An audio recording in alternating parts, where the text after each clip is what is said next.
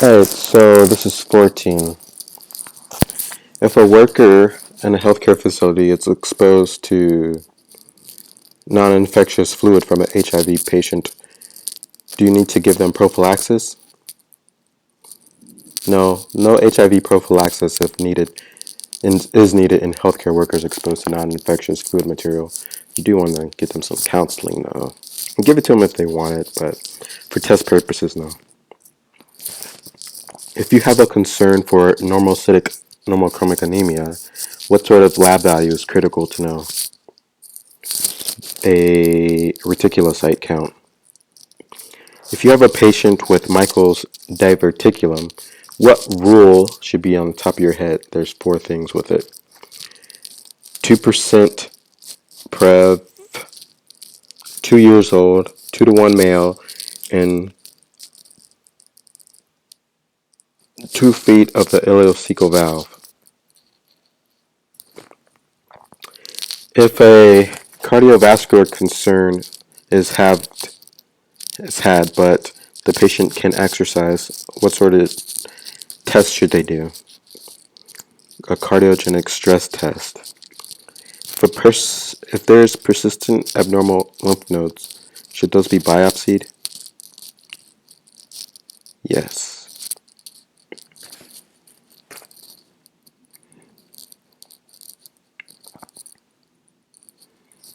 What anti-thyroid medication causes liver issues? PTU, so that's why you would give methimazole instead of PTU in some cases.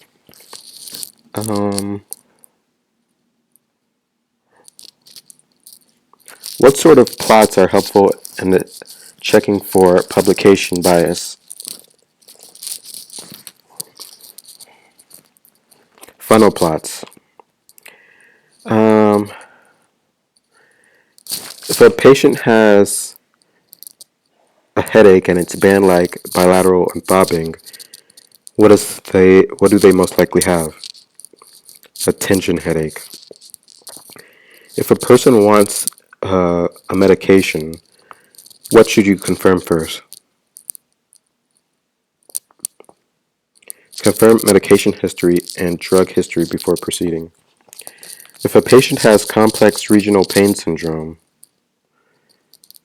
POO is 1 over alpha to injury secondary increase in sensitivity. Sure.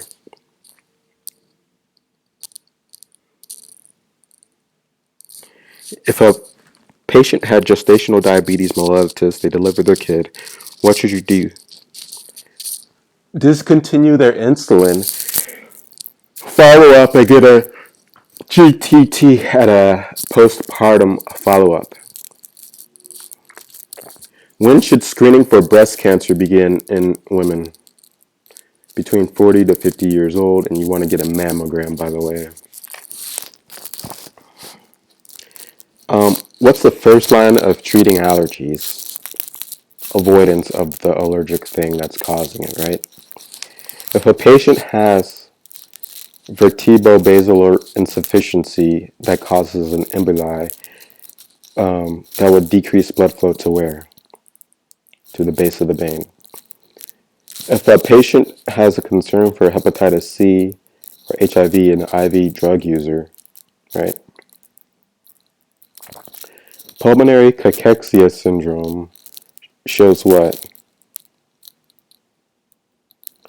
Bilateral lungs that will be expanded and a diaphragmatic flattening. When should colon cancer screening begin?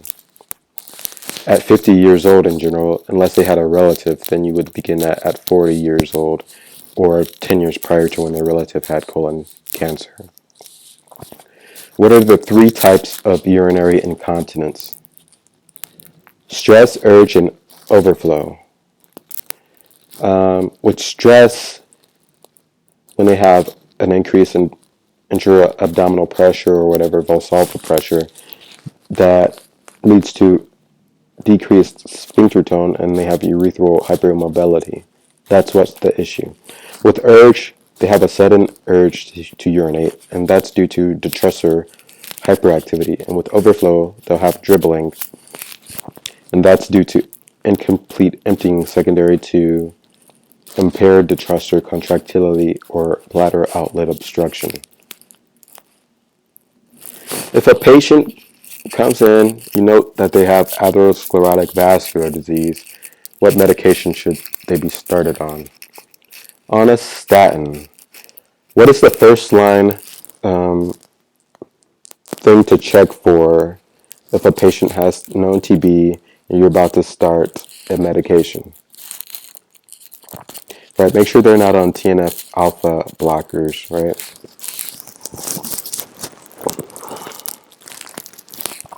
If you have a patient and there's concern for septic arthritis, what diagnostic thing should you do? An arthrocentesis, right? If you have a patient and you have a concern for lichen planus, what diagnostic modality should you do? A skin biopsy.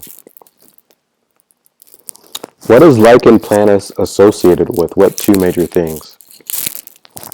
Hepatitis C and liver disease, right? For a postpartum hemorrhage, uterine massage and oxytocin infusion are good management options. True or false? Yep, that's definitely true. If you have a patient with a thyroid nodule, the first step is to do what? Get a TSH and thyroid ultrasound.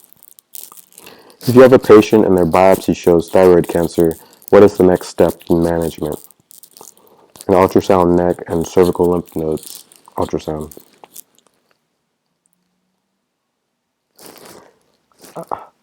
What are some sort of indications that if a patient with newly diagnosed schizophrenia will have a good prognosis? Right, if it's a female, if it's acute, late onset, you know the precipitant, it's of a short duration, and they have no family history of schizophrenia.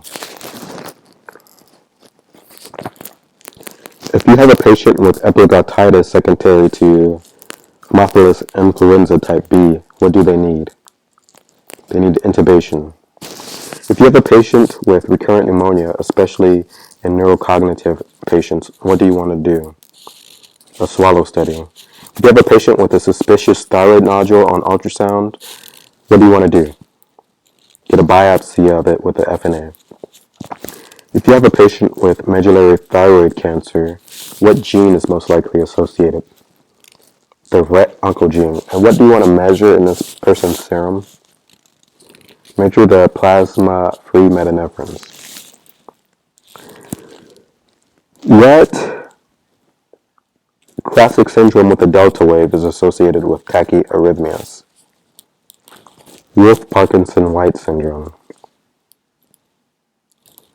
What sort of ideal management does a patient with Wolff-Parkinson-White disorder need? Catheter ablation, else they're at risk of a sudden cardiac death. So if you have a patient with gross hematuria without trauma or a stone, what sort of lab do you want to get? Urinary analysis. If they do have a stone, you want to get an ultrasound or a CT. What entity is immune thrombocytopenia due to? Antiplatelet antibodies, right? A patient with immune thrombocytopenia needs what? Corticosteroids. Is it okay to test people for HIV if they don't want to be tested? Nope, it's not. So don't test patients that do not want to be tested for HIV. So regarding ureteral stones, if it's greater than 10 millimeters, sorry, what is this? That means it's greater than 1 centimeter, okay. So with that, you want to give H2O and alpha blockers and pain medications. Like this is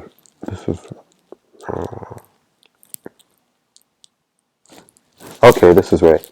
So if it's greater than 1 centimeter, basically, now if it's greater than 1 centimeter, you would get a urology consult. If it's less than 1 centimeter, you would get water, alpha blockers, pain meds, and strain the urine. Right? It's backwards. Botulism inhibition leads to acetylcholine release in the synaptic cleft. Right? Wrong. Botulism that inhibits acetylcholine release in the synaptic cleft. Right? And regarding any psychiatric disorder, what needs to be ruled out? Medications and drugs, basically. Okie dokie.